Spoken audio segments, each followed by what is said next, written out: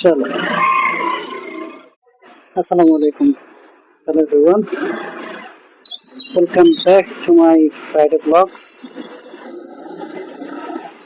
Last ফ্রাইডেতে একটা mini blog নিয়ে আসছিলাম, তো আজকে আমি আবার হাজির আমার সেকেন্ড মিনি ব্লগ নিয়ে। বাট এটা বলতে পারেন যে ফ্রাইডে সেকেন্ড মিনি ব্লগ।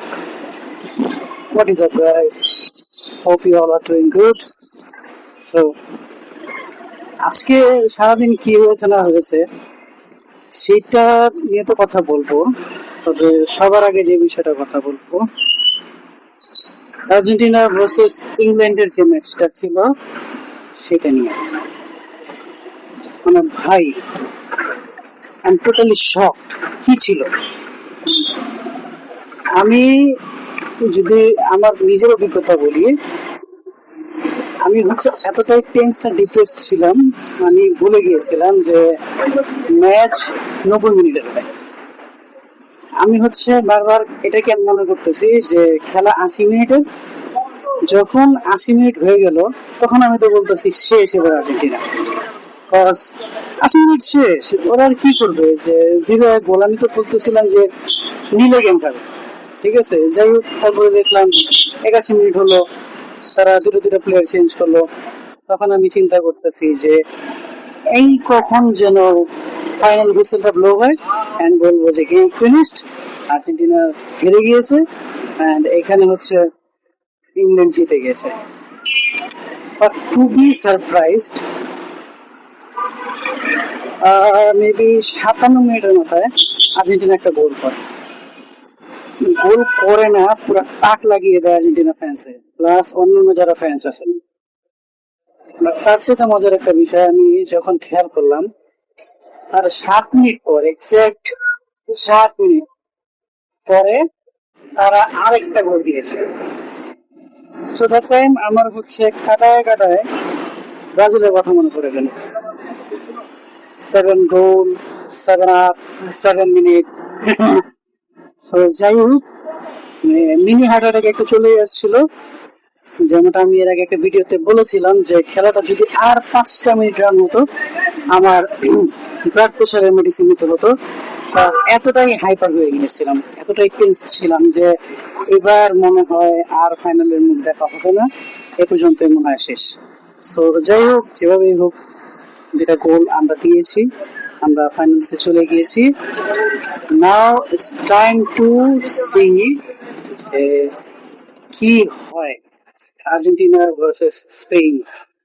ঠিক আছে, প্লাস এখানে হচ্ছে একটা মজার বিষয়, স্পেনে একটা প্লেয়ার আছে, একটা বড় নেম ইয়ামান, মেবি ওকে মেসি ছোটকালে গোপন করে দেওয়ার একটা ফুটেজ বা ভিডিও এরকম কিছু আছে। মেবি এটা একটা অ্যাডভার্টাইজমেন্ট ছিল, আমি এটা নিয়ে এখনো ক্লিয়ার ভাবে রিসার্চ করিনি। বাট যেটাই হোক, যাই হোক, আজকে ফ্রাইডে, সেই বিষয়ে যদি শেয়ার না করি তাহলে কি ফ্রাইডে ব্লগটা ফুলফিল হবে? তো আমি স্টার্ট করি আজকে মর্নিং থেকে। আজকে কেন যেন আমার 7টায় ঘুম ভুলে গেছে। ঠিক আছে, তারপর আর ঘুম আসেনি, মেবি কালকে একটু আর্লি ঘুমাইছিলাম সেই জন্য। তো আমি ঘুম থেকে উঠলাম, আমার কিছু পার্সোনাল কাজ ছিল, আমি সেগুলো গোছাইলাম। গুছানোর পরে আমি জাস্ট রেডি টেডি হলাম, হয়ে অফিসের জন্য রওনা দিলাম। তো যাই হোক, বর্তমানে আমি যে রাস্তাটা অবস্থান করতেছি সেটা হচ্ছে আমাদের চিলাতলা ট্যানারি মোড়ের রাস্তা। তো সকালবেলা আজকে এই রোডটা প্রচন্ড জ্যাম ছিল, জিগাতলা, রায়ের বাজার সবগুলো জ্যাম ছিল।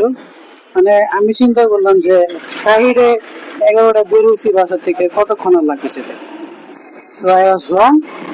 তো আমার নর্মালি অফিসে যেতে যতটুকু সময় লাগে তার চেয়ে ডাবল লেগেছে, বিকজ অফ দ্য জ্যাম। তো আমি 11:40 অফিসে গেলাম। অফিসে গিয়ে যাই হোক, আমি অফিস ওপেন করলাম, অফিসের কাজ কাম গুছাইলাম। তো অফিসে গেলাম, অফিস খুললাম, অফিসের কার্যক্রম হলো। দেন অফিসার আমরা যারা যারা আছি সবাই মিলে নামাজে গেলাম, সবকিছু করলাম টরলাম। তো এখানে যেটা সবচেয়ে বড় মজার বিষয় হলো, আমি হচ্ছে গত কয়েকদিনের ব্যস্ততার কারণে আমার ডেইলি ওয়ার্ক গুলা ইনকমপ্লিট রেখে আসতেছি। যাই হোক, হয়তো বা দুইটা বা একটা ফাইল বা কখনো কখনো 3-4টা ফাইল ইনকমপ্লিট হয়ে যায়, ওইগুলোর কাজ আমি শেষ করতে পারতেছিলাম। আজকে যখন দেখলাম যে যারা পার্ট টাইম ছিল তারা আলি বের হয়ে গিয়েছে, অবশ্য আমার নিজেরই আজকে 6টার সময় বের হওয়ার কথা। দেখলাম যখন পার্ট টাইম গুলো বের হয়ে গেল, অফিস পুরো ফাঁকা, তা আমি চিন্তা করলাম যাক, যেহেতু অফিস ফাঁকা, আমি আজকে আমার কাজগুলো বুঝে বের হবো। তো যাই হোক, কাজ করতেছি করতেছি করতেছি, মানে একটা বিষয় হচ্ছে যে ডেডিকেশন যখন আপনার থাকবে, আপনি যখন আপনার কাজে ঢুকে যাবেন, তখন আশেপাশে কি হইতেছে, টাইম কিভাবে যাচ্ছে, পেটের ক্ষুধা কিছু আপনি নোটিস করবেন না।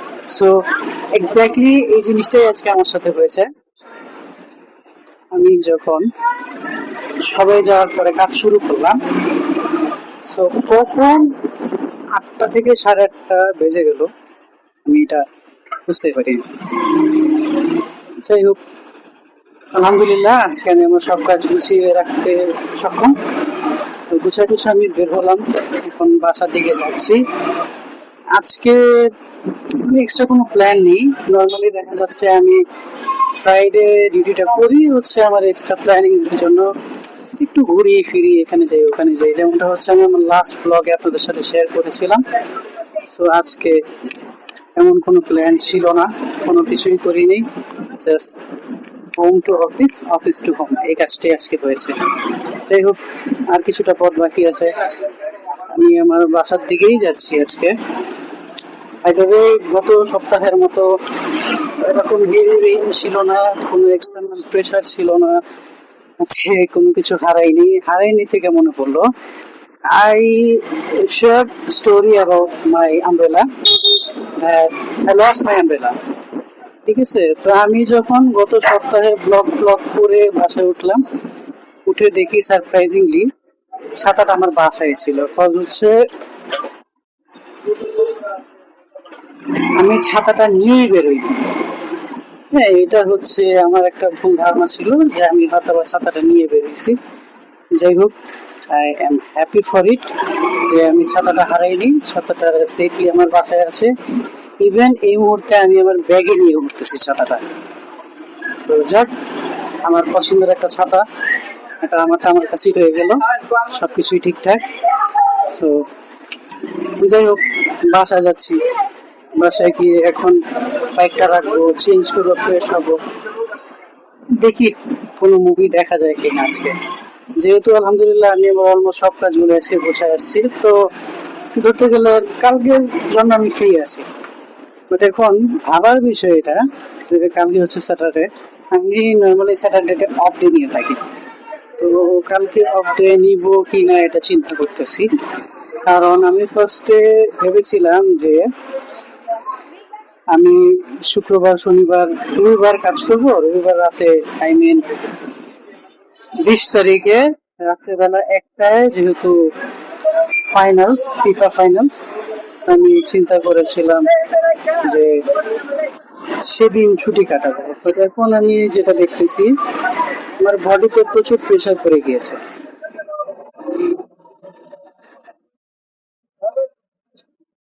বাট আমি কালকে অফিসে যাব কিনা এখন এটাই হচ্ছে ভাবার বিষয়। যাই হোক, সবকিছু ঠিকঠাক আছে, আমি বিষয়ে রেখে আসছি।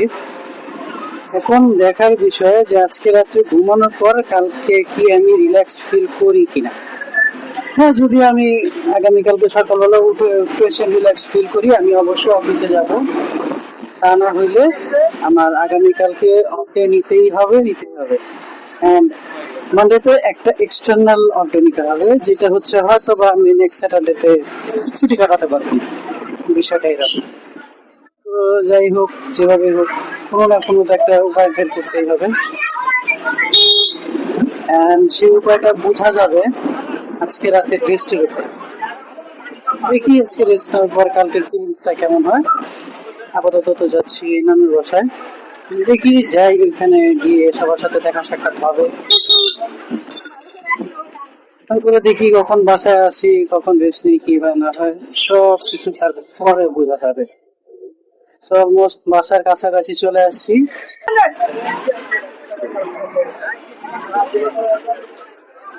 তো চলে আসছি।